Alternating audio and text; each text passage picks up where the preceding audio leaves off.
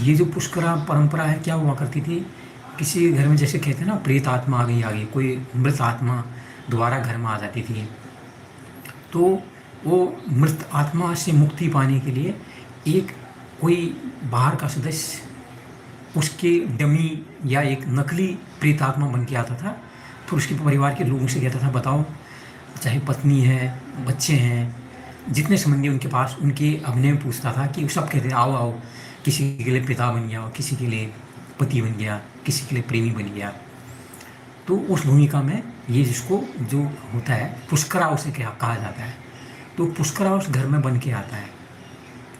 और फिर घर वाले उसकी अपनी जिसने कुछ परेशान किया होता है, जैसे श्राद्ध वगैरह करते हैं ना, समझ लो ये उस बहाने है। तो फिर पूरी भूमिका की जाती है, बताइए पिताजी आपको क्या चाहिए, बताइए पतिदेव आपको हमने क्या तंग किया, क्या हमसे गलती रह गई, चूक हो गई, ये सारी बातें जो हैं फिर उसके सामने की जाती हैं। जो बनता है वो नकली करेक्टर, मतलब नकली मृत आत्मा बना रहता है, उससे चीज़ें पूछी जाती हैं। अब चूंकि ये सारी चीज़ें मैं कहता हूँ, जितनी चीज़ें जुड़ी जाती हैं पुराने समय में, किसी न किसी को रोज़गार के लिए, किसी की जीविकोपार्जन के लिए सारी चीज़ें बनाई गई थी।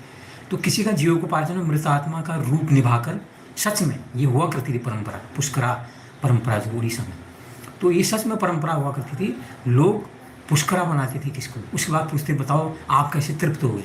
फिर वो कोई गया मुझे इतने पैसे दो, मुझे ये चीज़ चाहिए, मुझे ये खिला दो, फिर पूछते थे क्या अब आप संतुष्ट हैं, अब आप मुझे तंग नहीं करेंगे, नहीं अब मैं तुमसे खुश हूँ।